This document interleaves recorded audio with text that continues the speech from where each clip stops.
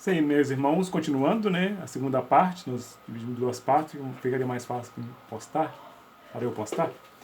E o segundo ponto que o autor trata é chamado edificados com o propósito de Deus em Cristo. Então é interessante que Deus criou o ser humano com propósito, porque Deus é um Deus de propósito. Deus não faz nada de surpresa, né? Nada sem uma razão de ser, sem um motivo, sem uma finalidade. Deus é um Deus de propósitos. Então, e uma parte desse propósito foi criar o ser humano, né? A sua imagem, semelhança, que o servisse, o adorasse, o honrasse, né? Vivesse para ele. E isso a gente consegue cumprir esse objetivo, esse propósito, mais claramente, né? De uma forma melhor, na igreja, né? Então ali a gente foi chamado para isso, né? Foi chamado para viver nesse corpo servindo a Ele. Vivemos hoje momentos de pessoas que questionam a igreja, querem ver um cristianismo sem igreja, cristianismo isolado, cristianismo, né, sem precisar no templo, sem precisar na igreja, sem precisar reunir, né, onde eu estiver ali eu sou igreja. Mas não é o propósito de Deus isso. O propósito de Deus nós vimos aqui. É que cada membro, né, formasse o corpo. Né? A mão sozinha não é o corpo, o pé sozinho não é o corpo. Ela é parte do corpo. E ele só funciona quando ele está ligado ao corpo, como eu já falei. E é interessante que essa igreja, esse corpo, ela tem duas dimensões. O Douglas até falou um pouco disso nas lições para trás, só vai retomar esse assunto. A igreja invisível e a igreja visível. Então nós servimos como corpo aonde? Na igreja visível, ou seja, a igreja local. E o Novo Testamento, por 95 vezes, fala de igreja local, chamada de eclésia, né? Que foram chamadas para fora do mundo, né? Para servir a Deus no mundo. Então essa igreja, com placa, com CNPJ, com templo, é a igreja visível, você vai servir a Deus ali, obviamente. Mas a reunião de todos os salvos, milhões de milhões, bilhões de bilhões, né? Todos os salvos de todos os tempos, de todos os lugares, de todas as eras, de todas, né, possibilidades, né? Formam a igreja invisível, aquela que tem um nome escrito no livro da vida. Então, mas quando Paulo escreve as suas epístolas, né, as suas cartas, ele estava incentivando, fortalecendo, mostrando o valor da igreja local, que muita gente tem deixado de lado, tem deixado como secundário, e Paulo mostra a importância disso. Né? Olha isso da sua Bíblia, Efésios capítulo 1, vamos lá para o texto de Efésios capítulo 1, versículos 22 e 23. Efésios 1, 22 e 23. E sujeitou todas as coisas a seus pés. E sobre todas as coisas o constituiu como cabeça da igreja, que é seu corpo, a plenitude daquele que cumpre tudo em todos. O interessante, né? Faz de novo essa analogia, corpo, cabeça e corpo. Dessa cabeça, desse corpo, né, dirigindo esse corpo, coordenando esse corpo, como a plenitude dele, né? É muito interessante isso. É onde ali, na igreja local, nesse corpo, né, visível, que a gente vai ser admoestado, exortado, vamos crescer, vamos ter comunhão, vamos louvar, vamos crescer uns com os outros. É na comunidade cristã. Né? Então, ali, na igreja local, que é muito importante. Né? É o que o texto de Hebreus 10, 25 fala. Né? Não deixemos de congregar, que é o costume de alguns. Né? Não deixe de fazer parte da igreja. Né?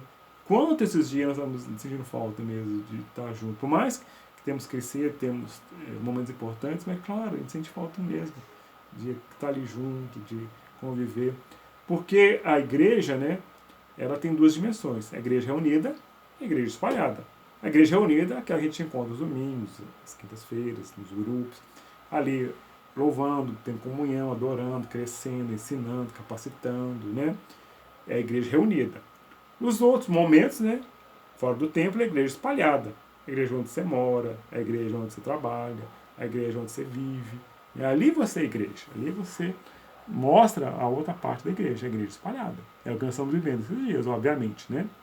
Na impossibilidade, lógico, com a questão de saúde, de segurança, né, de prudência, né? Nós podemos estar reunidos, né? É importante esse momento, a reflexão desse momento, mas temos vivido, né, como uma igreja espalhada. Né? E ali sim, vamos mostrar o valor da igreja onde nós estamos. E o terceiro ponto que o autor trata, que trabalha também, é uma igreja que é identificada com unidade. E esse é um tema muito importante quando a gente fala do corpo de Cristo. Vamos abrir a Bíblia para Efésios 4:4. Essa Bíblia em Efésios 4:4.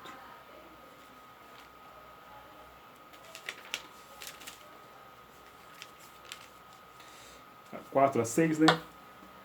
Fala o seguinte: há um só corpo e um só Espírito, como também foste chamados em uma só esperança da vossa vocação. Um só Senhor, uma só fé, um só batismo, um só Deus e Pai de todos, o qual é sobre todos e por todos e em todos. Então, esse ponto eu acho muito importante, porque quando a gente vê a criação de Deus, vê que Deus gosta da diversidade. Quando nós vemos o texto de Gênesis capítulo 1, Deus criando, ele criou várias espécies de animais, aves, insetos, répteis,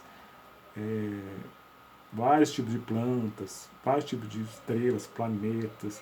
Então Deus gosta da diversidade, né? E o salmista fala, né, quando eu vejo sua criação eu fico maravilhado, né? Quão diversa é a criação de Deus. Então Deus gosta das coisas, sim, das coisas diversas, né? Quando a gente vê ser humano, o ser humano, quanta diversidade de seres humanos, de fisionomias, né? De tipos humanos que a gente tem, né? Então Deus gosta da diversidade, é próprio de Deus. Mas a gente tem que aprender a viver a unidade na diversidade, né? Então o problema não é a diversidade, o problema é saber lidar com a diversidade, né? Saber lidar com isso, saber conviver com isso. Porque essa unidade que há no corpo de Cristo não é uma unidade doutrinária, não é uma unidade de costumes. Por mais que então, as igrejas cristãs tenham um corpo de doutrinas muito próximas, ali, um núcleo, né, bem próximo, que é o núcleo básico, né, da fé cristã, tem algumas divergências. Então, não é doutrinário, não é de costumes, mas é uma unidade do Espírito Santo. Esse Espírito Santo agindo no meio do corpo, agindo na igreja, é que faz com que ela seja unida, que ela caminhe unida. Então, esse texto de Efésios 4 mostra uma unidade, né? É um só corpo, é um só Espírito, né? É uma só esperança, né? Essa esperança, essa vocação de viver com a glória, né, de Deus, viver com Ele na eternidade. Há um só Senhor, há uma só fé, né? Fé nesse Senhor e Salvador, nosso Senhor. Há um só batismo, não a forma do batismo, né? Mas o simbolismo, né? Que é morrer e ressuscitar, morrer para o velho homem e ressuscitar para a nova vida em Jesus Cristo, né? Um só Pai. Então, ou seja, mostra a unidade da Trindade, né? Um só Deus, um só Senhor, um só Espírito. Então, da mesma forma que a Trindade tem diversidade de papéis, mas é una, assim a igreja também. A igreja tem uma diversidade de ações, de forma, de modo de ser, mas o mais importante é que seja uma igreja que viva a unidade. E interessante também, que faz parte dessa unidade, da diversidade, é o de dons. Interessante que sempre que fala, né, nos textos bíblicos de corpo de Cristo, fala também dos dons. Vamos ver um desses textos também que está em Efésios capítulo 4, também próximo aí que nós lemos, Efésios capítulo 4, a partir do versículo 11 até o 13, 4 de 11 a 13. E ele mesmo deu uns para apóstolos, e outros para profetas, e outros para evangelistas, e outros para pastores e doutores, querendo aperfeiçoamento dos santos para a obra do ministério, para a edificação do corpo de Cristo, até que todos cheguemos à unidade da fé, ao conhecimento do Filho de Deus, a varão perfeito à medida da estatura completa de Cristo. Então, ou seja, justamente isso. Ele deu diversidade de dons, seja de ensinar, seja de curar, né, seja de socorro, de ministrar, e aí vai, né, várias listas de dons que traz, né? Justamente isso, ele deu vários dons para que a igreja, cada um se completasse. Por isso que Deus nos fez diferentes, não porque nos dividíssemos, para que nós diferentes nos completássemos. Porque se só completa com o que é diferente, o que é igual, não vamos completar muitas vezes um ou outro, né? Então completa-se justamente juntando as coisas diferentes. Então essa é a beleza do corpo de Cristo, né? Pessoas tão diferentes, tantas criações, formas, modos de pensar, modos de agir, mostra que caminha uma humanidade, caminha numa única visão ali, né? Que hoje o mundo valoriza muito o pensamento único, a uniformidade, tudo que é todo mundo ali na mesma forma, às vezes, né? Mas Deus não trabalha assim. Deus trabalha na forma de que as coisas diferentes vão se juntando, vão se encaixando ali, né? Para formar um todo, né? É igual você montar um quebra-cabeça, né? Dando as peças diferentes ali e no final forma um belo quadro ali, né? Justamente por formar peças diferentes. Né? Então, em sua última oração, a oração sacerdotal de Jesus, João 17, ele orou por nós. Ele orou por nós que viríamos a crer nele. Ele falou, né, na nossa oração, ó Pai, que eles sejam um como nós somos um. E eles sejam perfeitos em unidades, para que o mundo veja e creia também. Né? Então, uma das formas que o mundo vai crer em Deus é através da unidade da igreja, através da forma da igreja, né, ser diversa. Né? Eu vi uma frase uma vez que eu achei muito interessante.